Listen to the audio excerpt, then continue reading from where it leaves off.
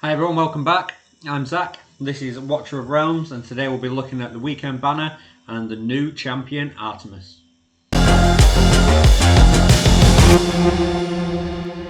So this weekend's banner is a juicy one.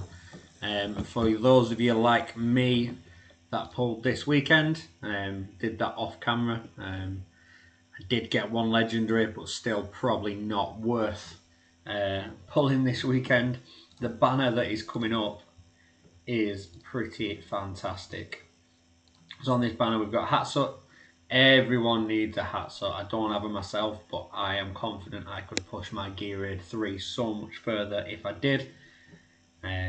So yeah, I'm sort of regretting not saving. There's also an Ancient Summoning coming up. Doesn't look like there's any extra rate ups on that, so I won't be pulling on that. The 2 times, which for those of you that already have a Hatsut, no one's going to pull on that. Let's be honest. No one's pulling on that. Everyone's pulling for Hatsut and Artemis. You need to be pulling for Hatsut and Artemis if you are pulling this weekend. So, super quick look at Hatsut. Most people will know all about her. Fantastic looking champion, interesting aesthetic. DPS,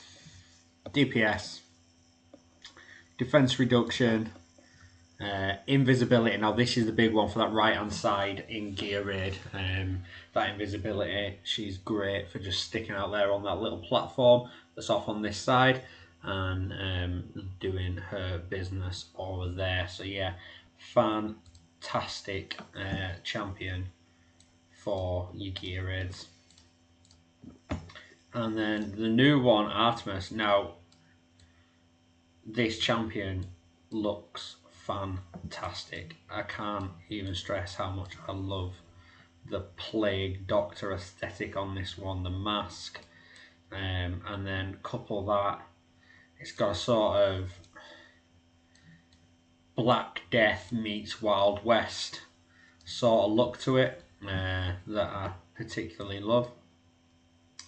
And then quite surprisingly, at first glance, I would say marksman, but Artemis is a healer, the Sanguine Surgeon, renowned for his formidable blood healing technique. So his first basic attack deals attack-based healing.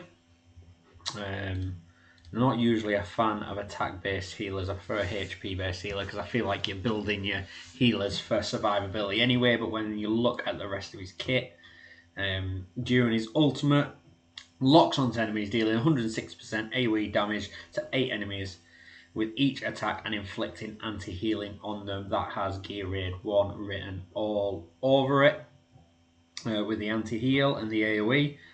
And just, I love the dual sort of use there of the healing and the damage. Also, during his ultimate, heals 3 allies around the target. Oh, heals up to 3 allies around the target. So if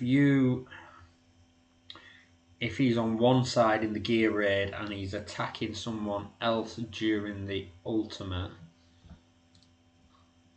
locks onto enemies, deals 100 up to 8 enemies. So will he heal people outside of his own range? That's the attack. Basic attack prioritizes enemy targets during the ultimate unless there are only allies in range. Oh, so no, that may target. Yeah. Interesting one the way it reads. During the ultimate, so in the ultimate, during the ultimate, locks onto enemies, dealing damage and inflicting anti-healing. During the ultimate, heals 3 allies around the target with 100% healing multiplier upon hit. Be interesting to see how that plays out. Periodically locks onto allies. So this explains the last one. Throws Sanguine Tonic on them when hitting a target. Applies Blood Craving. Increases healing received. So every 30 seconds it'll trigger this. It'll lock onto an ally. Throw the Sanguine Tonic on them. So Applies blood craving to nearby allies and heals them with 120% multiplier. So this is just increasing all his healing. So he's got heals, damage, more heals, more heals.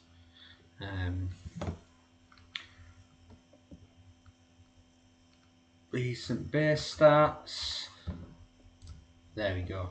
Decent base stats there. You're going to be building attack on him, let's face it, because most of all of his healing will come from the attack, and you're also going to want his ultimate, so you're going to be wanting to push the rage regen on him.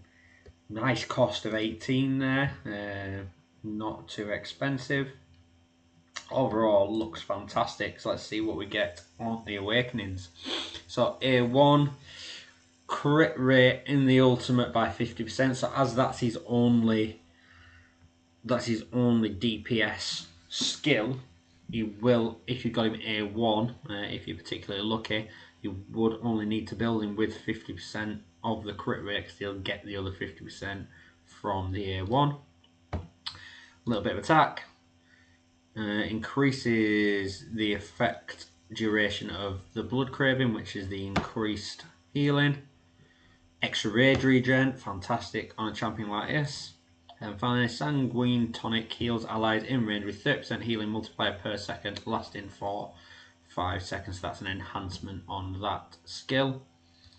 I won't read the full story, but I do love the stories in here. For those of you like getting involved in a little bit of the lore in a game, get in there and have a look. So that's this Friday, that's the banner. 2 fantastic champions. Well worth pulling if you have anything saved up. Anything I do have will be getting pulled on Friday. Wouldn't recommend pulling for the Ancients because there's no rate up, and I wouldn't recommend going for the 2x unless you really need these. If you pull Artemis and Hatsa and you've got extra shards yet, move on to the 2x. If you are very, very early in your account, consider the 2x just for populating the account with those legendary heroes.